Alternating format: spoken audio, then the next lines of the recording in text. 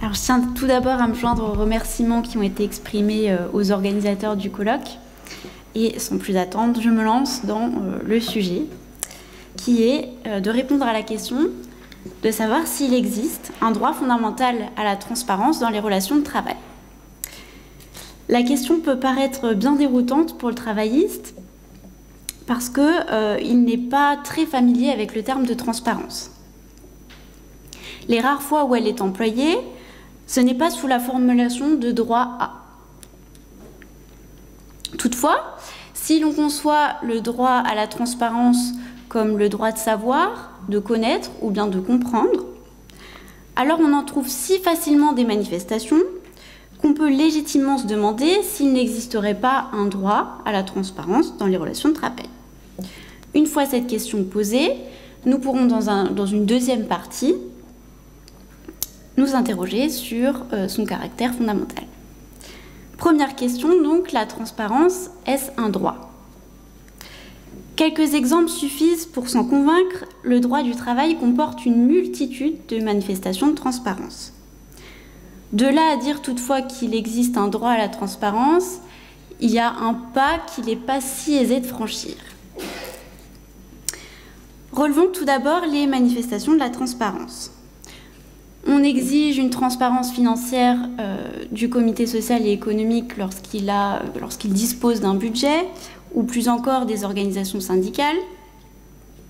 On protège sous certaines conditions, on l'a largement évoqué, les salariés qui contribuent à rendre l'entreprise plus transparente en lançant l'alerte. L'exigence se traduit également à travers des droits à l'information, et ceux-ci sont très nombreux en droit du travail. Au moment du recrutement, l'employeur est par exemple en droit d'attendre du candidat à l'emploi des réponses de bonne foi à ces questions lorsque ces questions sont légitimes. Une fois embauché, le salarié est quant à lui en droit d'obtenir tout un tas d'informations et notamment des informations sur les informations essentielles sur sa relation de travail, à savoir sa rémunération, ses horaires de travail ou les conventions collectives applicables, par exemple. Au stade de l'exécution du contrat aussi, tout comme à l'occasion de la rupture du contrat de travail, on trouve des obligations d'information. L'employeur est ainsi tenu de motiver les raisons qui l'ont poussé à licencier son salarié. L'information s'échange également dans les relations collectives de travail. Le comité social et économique dispose ainsi d'un droit à la formation dans le cadre de ses attributions consultatives. Et outre les informations récurrentes qu'il reçoit sur la situation de l'entreprise, sur sa politique sociale et les conditions de travail, ou encore sur la stratégie, il va recevoir des informations à l'occasion de chaque décision importante qui est envisagée par l'employeur, si elle rentre dans le cadre des attributions du comité, bien sûr. Quant à l'information des acteurs de la négociation collective, là, la situation est un petit peu plus nuancée puisque le soin de fixer le contenu et les modalités de l'information sont en partie dévolus à la négociation collective. On le voit donc, les manifestations de la transparence, j'en ai cité que quelques-unes, mais on peut en trouver bien d'autres, elles sont nombreuses et elles montrent à quel point le droit du travail est sensible à cette exigence de transparence. Peut-on toutefois jusqu'à aller affirmer qu'il s'agit d'un droit à la transparence ? Rien n'est moins sûr, tant le sujet apporte plus de questions que de réponses. Ne s'agit-il que de simples exigences éparses ? Ou y a-t-il un droit ? Quel en serait le contenu ? La signification ? Quels en seraient les bénéficiaires ? À toutes ces questions, on peut apporter quelques éléments de réponse. Quant au contenu, tout d'abord, du droit à la transparence, les quelques exemples que nous avons cités forgent une représentation assez éclectique. Une certaine cohérence ne s'en dégage pas immédiatement, si ce n'est que toutes les manifestations semblent relever d'un très général droit de savoir.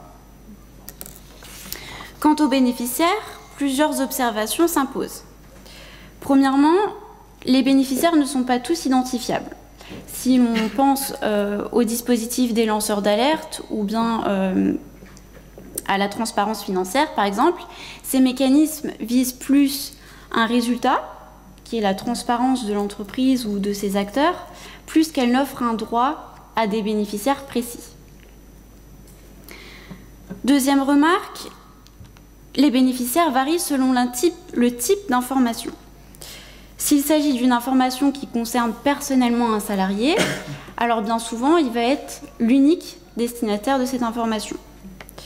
Si au contraire, il s'agit d'une information qui concerne l'entreprise plus généralement, alors dans ce cas, l'information est plutôt réservée aux représentants des salariés et le simple salarié, il y a accès que très marginalement. Enfin, si l'on examine le problème sous l'angle des personnes qui sont assujetties à la transparence, on constate une forte asymétrie. En effet, l'exigence qui est imposée à l'employeur envers ses salariés, elle est particulièrement forte et développée, tandis que celle qui est imposée aux salariés, elle doit se glisser dans les maigres interstices que lui concède le droit au secret. Et on l'a vu, c'est parce qu'en partie, ce droit au secret, il est dilué, voire absorbé, pour reprendre les termes de M. Adam, dans les droits fondamentaux du salarié, et en particulier son droit au respect de la vie privée. La simple observation du droit du travail ne permet donc pas de dégager immédiatement un droit à la transparence. Mais bien qu'il reste encore à vérifier et à préciser, son existence n'est pas à écarter. Reste à savoir s'il pourrait devenir donc un droit fondamental. C'est donc la seconde question à laquelle nous avons tenté de répondre. La transparence constitue-t-elle un droit fondamental? Et la question, on appelle automatiquement une deuxième.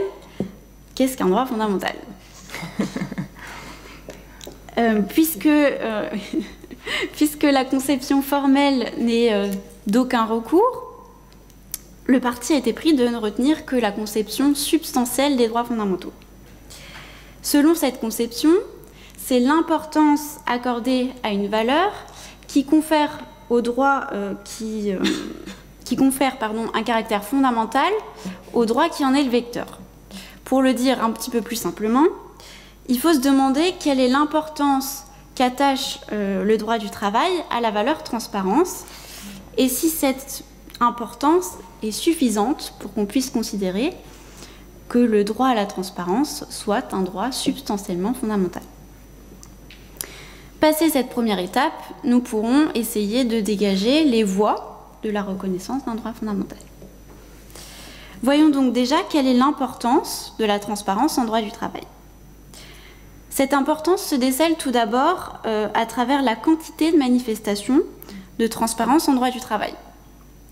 Ça signifie que dans toutes les exemples que nous avons mentionnés, les obligations d'information, de publication ou encore les obligations de motivation, dans tous ces exemples, le législateur ou bien le juge ont considéré que l'intérêt des bénéficiaires était suffisamment fort et légitime pour imposer la transparence à un acteur de la relation de travail. Mais l'importance conférée à l'exigence est encore plus frappante lorsque le juge fait primer le droit à la transparence sur le droit au secret, et y compris lorsque celui-ci revêt ses habits de droit fondamental. Dans certaines hypothèses, la Cour de cassation fait par exemple primer le droit à la transparence pour l'employeur sur le droit du secret pour le salarié. Le salarié sera ainsi tenu de révéler les éléments de sa vie privée qui ont une incidence directe sur l'exécution du contrat de travail. Il a donc été jugé qu'est fautif le salarié agent de sécurité qui n'informe pas l'employeur de sa condamnation pénale, alors même que cette condamnation l'empêche légalement d'exercer son métier. Cependant, législateurs et juges relativisent parfois l'importance de la transparence en la conciliant avec d'autres intérêts.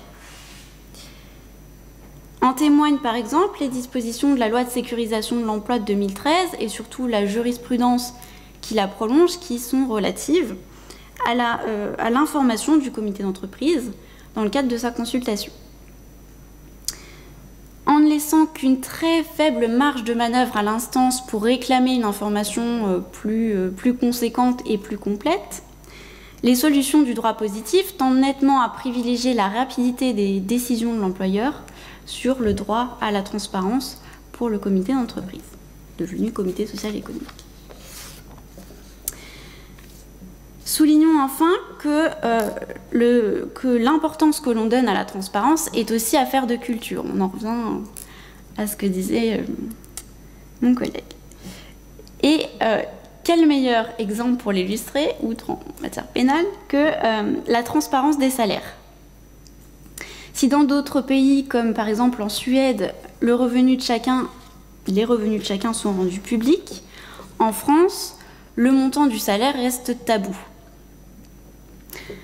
Et entre volonté d'instaurer une plus grande transparence pour réduire les écarts de rémunération et crainte quant à la compétitivité de l'entreprise ou pour son climat social, les discussions sur ce point dans le cadre du projet de loi Pacte sont tout à fait révélatrices de cette hésitation. Et finalement, dans le cadre de cette discussion, seules de timides mesures ont été votées. À ce stade, il est donc difficile de dire quelle est l'importance effective que le droit du travail accorde à la transparence. Si tant est qu'elle soit suffisante pour conférer à la transparence un caractère suffisamment fondamental, de quelle manière cette qualité pourrait-elle être reconnue ? Le professeur Éric Picard, qui est représentant de cette conception substantielle des droits fondamentaux, nous explique que lorsqu'une valeur est considérée comme suffisamment importante, donc substantiellement fondamentale, alors le juge finit par trouver le droit qui porte cette valeur dans l'interprétation qu'il donne de la Constitution, où on pourrait ajouter des textes internationaux.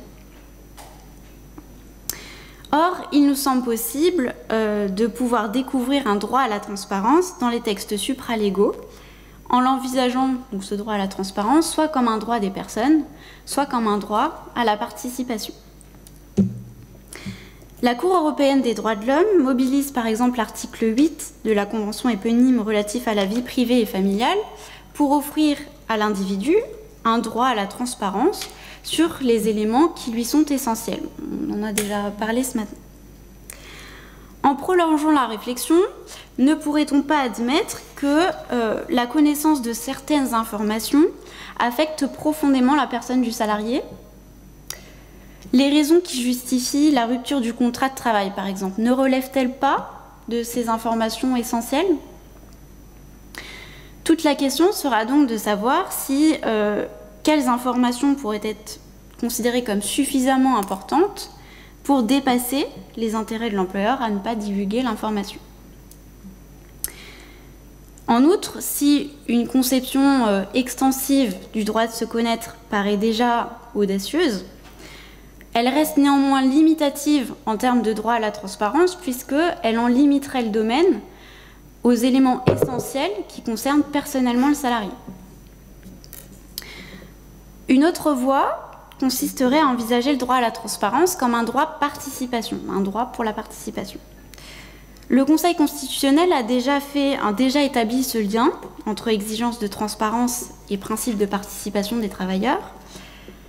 Et il a ainsi jugé dans une décision du 16 décembre 1993 que le respect du 8e alinéa des salariés, que le respect du 8e alinéa du préambule de la Constitution de 1946 implique que les représentants des salariés bénéficient des informations nécessaires pour que soit assurée la participation du personnel à la détermination collective des conditions de travail et à la gestion des entreprises. Le Conseil constitutionnel laisse toutefois au législateur une marge d'appréciation importante sur le niveau, le contenu et les modalités du droit à la transparence. En conclusion, même s'il n'est pas impossible à envisager, ni dans son contenu, ni dans les modalités de sa reconnaissance, il semble beaucoup trop tôt pour parler de droit fondamental à la transparence dans les relations de travail, puisqu'il reste encore une étape importante à franchir, qui est de reconnaître un droit à la transparence. Je vous remercie pour votre attention.